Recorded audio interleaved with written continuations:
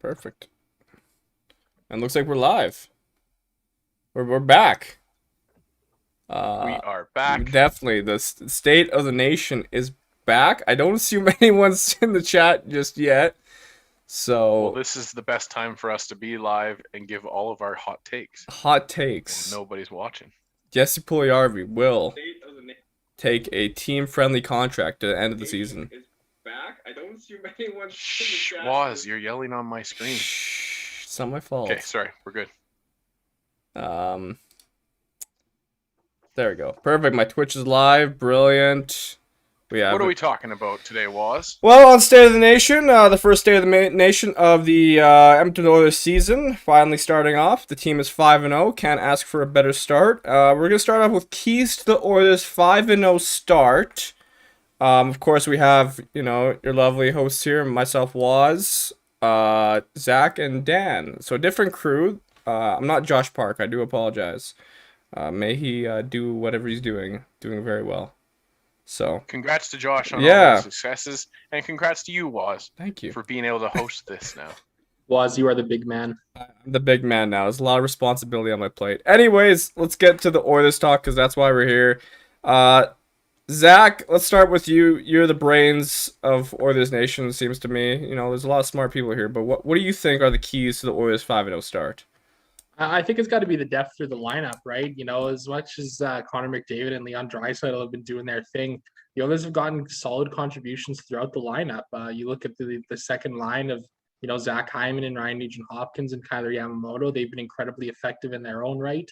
They haven't maybe scored as many goals at 5-on-5 as we like to see at this point, but that's probably a good thing too, because that should pick up here sooner rather than later.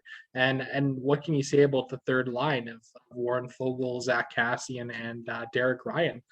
They've arguably been the stars of this Oilers team so far. I think they've got a goal in almost every game here so far through the first five. So it's really impressive to see this depth that we have up front here, and how much that's really helping out the team. Dan, how about you? What do you think our keys have been? Well, for me, there's three keys, and they're not all positive, but or I guess you could see it either way. But the big keys for me has been the offensive production. We've the offense on this team has been as sold through the offseason. We've been talking about it. I've said it. Numerous people have said it. It's the best offense this team has put together since probably the 80s. So that's been as advertised. The goaltending has been better than I think we had expected. Definitely coming through in the clutch at times when this team kind of seems to still do that little bit of sitting back. And that's where my third point kind of comes in, is that they won these games without playing their best game. And that's a huge positive for this team. When you're banking 5 wins and 10 points without your best effort, that can only mean good things, as Zach mentioned, for when the goals start coming 5-on-5 and when you're putting in those complete 60-minute efforts. So, yeah, it's been really positive, and then also the negatives are still trending towards that positive way. Yeah, I think I'd like to. We've been able to see some signs of adversity from the team, especially in the games against Anaheim and Vegas, where it was kind of back and forth. We kind of had to grind those victories out, and especially the win against Arizona was I think in the past the Oilers would struggle against lower teams like Arizona, and you'd kind of be like, well, how is McDavid struggling to score against the likes of Arizona, or I don't know who else is the bottom right now. So it's good to see that we're getting points off all the teams we're going up against. We haven't played a contender yet. Do you think the Oilers should be fine going up against teams like, let's say right now, a San Jose, teams that are on a hot run of form? Yeah, absolutely. I mean, I think, you look at the way, as you mentioned too, the Oilers didn't play the toughest of teams in the first 5 games of the season here. Vegas notwithstanding, as they are one of the best teams in the conference, albeit out a couple of their top players. But this is an Oilers squad that typically would lose to these teams, and lose in horrible ways, Mm-hmm. right? It would, in the past, it would be like a 5-1 blowout against Anaheim, and we'd be sitting here saying, like, what the hell's going on with this Oilers team? Why can't they win these games? Right now, I'm confident that the Oilers can hang with any team in the NHL. There's definitely some concerns that I have about the Oilers, especially on the back end right now. but the Oilers are doing what we thought they would, and they're outscoring their defensive lapses here. You look at a game like Anaheim, especially a 6-5 victory. We should never be allowing Anaheim to score 5 goals here. But at the very least, we have, and the Oilers have opponent enough offense to be able to offset that. No, yeah, I do agree. And those 6-5 games, they happen time to time. I mean, Washington just the other night had a 7-5 game against the Ottawa Senators. Electronic. Sorry, go ahead. I was just gonna say, look at Tampa Bay. They lost, like, they had Pittsburgh put up like 6 or 7 goals in the season opener. It does happen without their Crosby, Malkin, a lot of their top players. Mm-hmm. Electronic Jordan in the Twitch chat right now saying, "State of the Nation, welcome back. Well, it's good to be back." He says, "I'm a little concerned about tomorrow night. Have we been listening to our own press? Will we be sluggish? Do you think the Oilers will be sluggish going into the Philadelphia game because of this 4-day, couple days off here?" I don't know. I this team in the past has definitely had that concern about it, but when you look at the makeup of a lot of the roster now, we brought in a lot more veteran players, a lot of guys that shouldn't have those lulls from the breaks. You think this is a place where a guy like Duncan Keith is supposed to, play a role in getting this team up for these kinds of games after you've had 4 and 5 days off with a little bit of team building stuff in there as well. So yeah, they shouldn't have that issue, but it has been something that's come up in the past in the playoff series against Chicago, and then I guess a little bit of that when it comes to even with Winnipeg. And then there was a break last season. I can't remember what the break was for, but anyways, they came out and laid a couple of eggs against some lesser competition. So yeah, for this team, it's been a concern in the past, but I don't have that same concern right now. Yeah, I'm not really feeling that as well. I think the team is a little bit more mentally prepared. I think they're more mature as well, which I think will play a factor. And it's okay if the guys had a couple days off. It's good to have that rest, especially with our goaltenders. Mike Smith being out for a couple days, Mikko Koskinen. The Philadelphia Flyers right now sitting 19th in the NHL with 5 points, 2 wins, 1 loss, 1 overtime loss. So, do we have any early predictions for tomorrow's night's game? Oilers will win 27-0. 27-0. I like that. It's a bold prediction, but we'll take it. Wow. Well, I was going to say 26-0, so now I got to change it. I think that the Oilers do come out, and I think that they take the game early. So I think it's going to be probably a 4-1 win. Just on top of that, how long do we envision this kind of winning streak going on for? Forever. 82-0, Spankeg says in the Twitch chat as well. So 82-0, the dream. Zach, will the dream continue? You know what? It's gonna end. It's gonna end one of these days. It's gonna end to a team like Philadelphia, Zach Vancouver, hates the Edmonton Seattle. Oilers. I do. You put this one all over TikTok, Woz. Oh. I do hate the Edmonton Oilers. And then we'll get more questions about the Wendy's background and leave everybody confused as always. But no, in all seriousness, any one of these games the Oilers can lose. This is the truth of the NHL this season. You look at the Buffalo Sabres, they beat Tampa Bay 4-1 last night. You look at the San Jose Sharks, they're having a really hot start to their year. Those are 2 of the teams that were expected to be in the bottom 5 this year. So, anything can happen on any given night, and that's kind of the beauty of the chaos that surrounds the National Hockey League as a whole, right?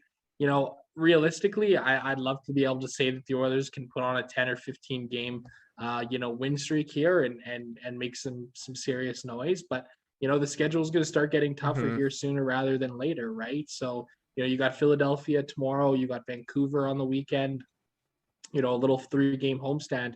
The Oilers are going to have a tough road trip, in the beginning of November there. They got Detroit, Boston, Buffalo, St. Louis, and Winnipeg. That's a real tough 5-game slate, and I think that's where we're going to really start to see what this team is made out of. No, I think you put it perfectly. You're hearing it here first, by the way. The Edmonton Oilers aren't losing a hockey game until November the 5th. November the 5th. So we get against the New York Rangers, Kevin Lowe's retirement night. Okay. I think I feel like the schedule makers really did us a solid this year. Honestly, I looked at it, yeah. We got lucky with the Vegas matchup. Will Enigma on Facebook, nice name, had said that Vegas wasn't really a true test, and I do agree with that. I think that the Fair Vegas enough. healthier team would have been a better game for us. But I really do believe that this team it's gotten, it's been the benefit of an early schedule that they seem to be able to take advantage of. So yeah, I'm gonna say until the New York Rangers come to town and we Yeah. retire Kevin Lowe's number with that pregame ceremony, And that the Edmonton Oilers aren't going to lose yeah, again. that's a good point. We definitely didn't play the strongest Vegas team, but it's also, a good sign that the Oilers were able to take advantage of that, especially Yeah, from a well, back-to-back, right? that's So, exactly it. And Zach, you made the point earlier. We're talking about the schedule. It's those are points that in the past this team hasn't necessarily banked, especially in a stretch of games where you have a couple of teams where you should just beat them, quote unquote. This team has tended to go to overtime with those teams, or or mhm. end up losing to them late. So yeah, it's this team is built differently. This team feels different, and that's why I'm so confident in saying something like the New York Rangers are going to be the team that we lose to finally after what, 9-10 games. Yeah. So With that being said, let's move on. Let's talk about the new boys. What have been our first impressions with Zach Hyman, Warren Fogle, Duncan Keith? Dan, let's start with you. Who's been the new star in your eyes? oh well, I mean, thank you for giving me the first opportunity to take him off the board, but it's Zach Hyman. Like for this team to go out and sign a big fish free agent that is already making that splash worth it is awesome to see. It's exciting for Oiler fans. You don't have to worry about the later part of the contract right now. Let's just be Mm-hmm. excited and enjoy what we have building with this team. And also, please sign Jesse Puljujarvi right away. Zach? It's probably for me. It's got to be Warren Fogle. I think he's been really impressive in the bottom six. Obviously, Hyman's the easy one to go to here, but Fogle has been doing his part very, very well, and he's been exactly as advertised. And some people have been coming at me on Twitter saying that I'm propagating these thoughts that the Oilers still miss Ethan Bear, and people don't realize the fact that these things can exist separately. The Exactly. Oilers can miss Ethan Bear on the back end and also really appreciate what they've got now in a guy like Warren Fogle, who's proving to be a very solid top line winger in the National Hockey League. And what's impressive is he's continuing on what he was doing in Carolina. I think a lot of the concern was that, he was playing on a Carolina team that, ran really good systems and kind of had an analytic focused environment that allowed a guy like him to thrive. But I think he's proving that he's more than that. He's more than what the system was with the Hurricanes, and he's proving to be a very solid player for this Oilers club. Amazing hockey trade. Oh yeah, Really. I think it was a very equal trade in a sense. Yes, we lost a great defenseman, or Ethan Bear as a hockey player. He's not perfect, but he was still pretty damn good at times. And he's not going to Oh, I be. love Yeah, Ethan Solid. Bear. it's there was moments where he wasn't the best. There was moments where he was awesome to watch, and that's like every player almost, right? So I think he's gonna be a player who's gonna do very well in Carolina. He's gonna turn into a hell of a defenseman, and in return, we got a very good player in Ward Fogle who can not only just play, on the third line. He can play on special teams. He can maybe be promoted to the second line eventually if he keeps up his play. So I really liked Warren Fogle. I remember when we traded for him, I kind of wasn't sure who he was, so I decided to watch a couple of his highlights. And this guy You can score watched Super Bad. that too as well. But he's got some unreal goals. Like this guy knows how to score. So um, also we just got a comment in the Twitch chat from Mr. Simons. Are we losing first round to the Stars this year? The NHL 22 simulation seemed a bit too real. Hopefully not. Let's not let that happen. I mean, in that Yeah, well, and Woz, that's the now, because I ran the simulation yeah. during the pandemic. That's now the second time we've been eliminated by those Dallas Oh Stars. So maybe there's jeez. something in the algorithm for Yeah. Dallas and Edmonton. Well, I mean that simulation also had the Oilers winning the Western Conference, so maybe we're onto something. Hopefully not. Um, but yeah, Zach, you also mentioned how like you're saying Warren Fogle was kind of protected almost because of the systems in Carolina. I think the same thing was being said with Cody Ceci in Pittsburgh. How they said he was almost sheltered, and that's why he kind of flourished a bit. How have we like Cody Ceci so far on the pairing with Duncan Keith? Uh, I mean, they've been what's advertised, I guess, what's Mm-hmm. expected. I think both of them have been solid so far. I'm not ready to declare victory either way for either of these guys. the underlying numbers, they're getting caved in with shot attempts here. Definitely not holding on very well there, but the expected goal share has been pretty solid for both of them, 55 and 56% for both of those guys. And that's really for me where you want to look to see better value in guys. Both of them probably got a little inflated PDOs right now, so expect to see a little bit of a come down from that pairing here. And I think that's where we're really going to start to see, where we're at. Hey, if you're taking laps on players and raising banners and decisions about players 5 games into the season, I've got some tough news for you. Because it's an 82 game regular season, and these are two guys who historically, especially in the last couple of years, have struggled in terms of their on ice performance. So, I'm not ready to make any declaration about their game, but I will say that they have been better than I expected them to be through this point of the year. Dan, how have you felt about Keith and Ceci so far? Yeah, it's just been kind of meh. Like it's not panic inducing by any means. A couple of times when I've seen Keith making plays, I've seen flashes of the old Keith, that calm, cool, demeanor, especially in the first game, I think it was, that I really felt that way. But since then, it's just been kind of, you get the good with the bad. It's kind of like the Mike Smith element of, Smith is all over the place. He's crazy. He's playing the puck all the time, and sometimes he just has mistakes because of that. So I look at those two guys and just kind of hope for non-event hockey, and that's I think the ceiling that I'm going to put them at. Yeah, no, I would agree with you because like when I watched that second pairing, it hasn't been anything like, oh, I'm worried that they're on the ice and we're gonna concede a goal. They've been kind of just average, like not bad, not great. Personally for me, I don't know, I get a smile every time I see Duncan Keith in an Oilers uniform. It's just cool. Like, oh, you can Well, I was just gonna say, Ahmad says on Facebook here, we got outshot 4 of 5 games. Defense needs to step up. Oh, I would 100% agree there. Yeah, go ahead, Zach. That can partially be explained too through score effects, right? So typically what happens is you see a team like the Edmonton Oilers get up early in those games. What starts to happen is you start to see the other team throwing pucks on net from literally anywhere on the ice. Take the Calgary game, for example, as a perfect example. They outshot the Oilers like by a stupid amount, by 15 shots or something like that, I think it was. When we look at something like that, you watch that game and you say, well, Calgary didn't really have many chances. And so that's where, sometimes the shot attempts can skew the true evaluation of the game, and also why, especially early on in the season, I'm not putting a ton of weight behind, Corsi numbers for any of the players here. Yeah, I mean, I'll agree that defense has not been perfect. I mean, for me, I've had issues watching Tyson Barrie, for example. I think he's looked kind of weak defensively, to the point where he got put on the third pair against Arizona after the Anaheim game, and we saw Bouchard get promoted to the first pairing. How about Bouchard? What are you guys' thoughts on him so far? Maybe let's start with Dan here. Well, I mean, thank goodness for him. Yeah. It's a real testament to some of the drafting that they've done, in recent times, and that people don't listen to Jay Downton, who from day one has been trying to trade away Evan Bouchard from this team. Nobody can forget that. But love you, Jay. But anyways, yeah, so like, thank goodness he's here.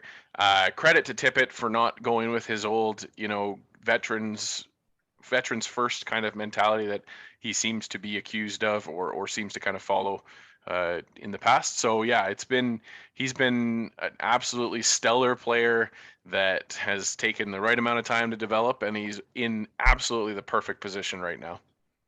Zach? Yeah, I mean, it's hard to not be impressed with what a guy like Evan Bouchard has done. He's dominating not only at 5-on-5, but he looks really solid on the power play. He's killing penalties very effectively. And hey, you know what? We've seen multiple games now where in the dying minutes, it's Evan Bouchard out there with Darnell Nurse. That speaks absolute volumes for a coach to put a guy out in the final minute of the game You know that Evan Bouchard is one of the most trusted defensemen on this roster right now. So it's really great to see how quickly he's kind of come around and shown that he can play at a very, very high level in this league. I still will die on the hill that Evan Bouchard should have been an everyday player for the Edmonton Oilers last year. I still firmly believe that he could have been doing what he's doing now last year for this team. Nonetheless, we can't live in the past. We got to look to the future, and we're going to see Evan Bouchard being a top defenseman in the NHL, talked about as one of the best in the game, I think, sooner rather than later. And Cam Lewis Coombsy, he mentioned, I remember all the way back on our emergency ON radio podcast, free agency, he said that I think the X factor for the Edmonton Oilers defense was going to be Evan Bouchard. And so 4 or 5 games in, he's been really proving that statement right.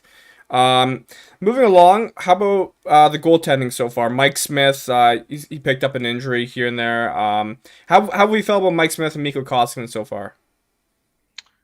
Well, the Smith injury, I think, was it was a foreseeable kind of situation. Mm-hmm. Smith has been injured 3 of the last 4 years. Not officially injured in that 4th year, but he was banged up in the December month, and he seemed to kind of battle through it. So for me, I expected an injury. I'm glad it wasn't severe, and Koskinen has just been exactly what you want of him in the meantime. So he was tested. Koskinen especially was tested a few times in that glove spot where he's traditionally not succeeded, but he was able to do that against Vegas. So it's been good to see. It's been a nice surprise from both of those guys to see them basically pick up where Smith had left off last year, and Koskinen coming back into that early season form he had last year.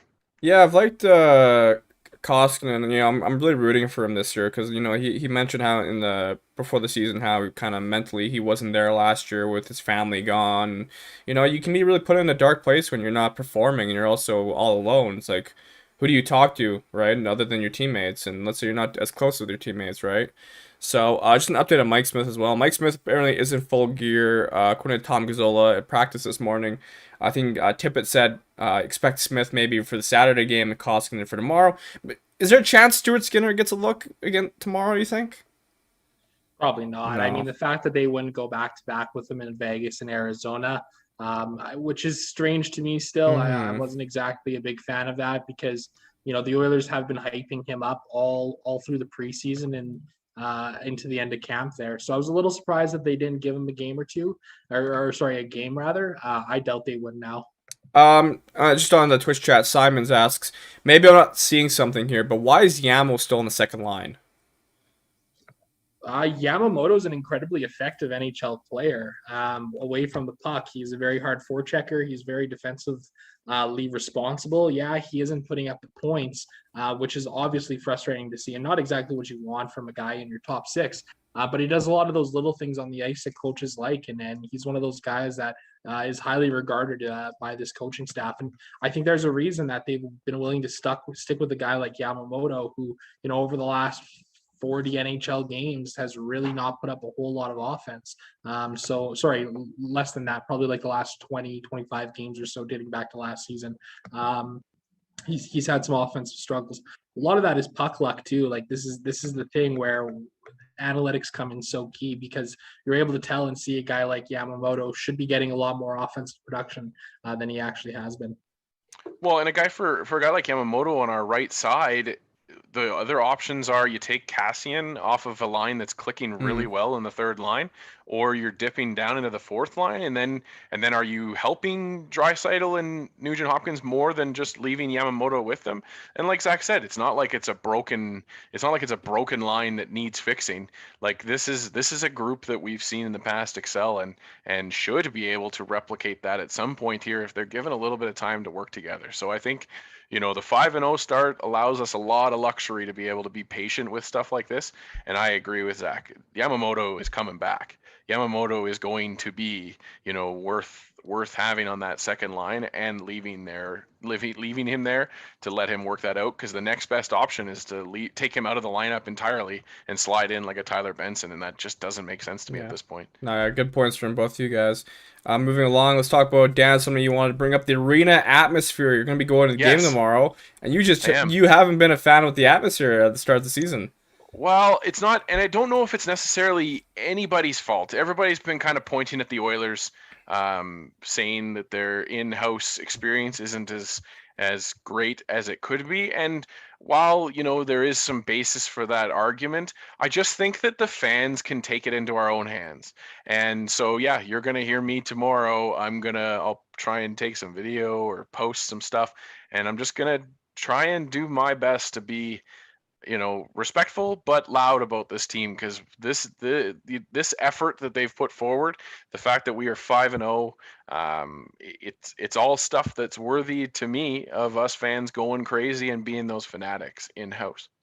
No, yeah, I agree with you. I went to the first game and and I'm not gonna blame everyone. You think it should have been louder because it's been so long without fans, right? But then again, just I think it was a full house on the home opener, right? I think so, right? So No, no, yeah, so no, there was definitely yeah, some empty seats, and yeah. I think that that's going to be a challenge for all North American I sports always find that interesting for the next long when, time. sorry, Dan, it's just when Yep. someone says like, oh, the Oilers had a sold out crowd, but there's evidently seats available. I don't know, I find that a Yep. lot, so it's kind of strange to me.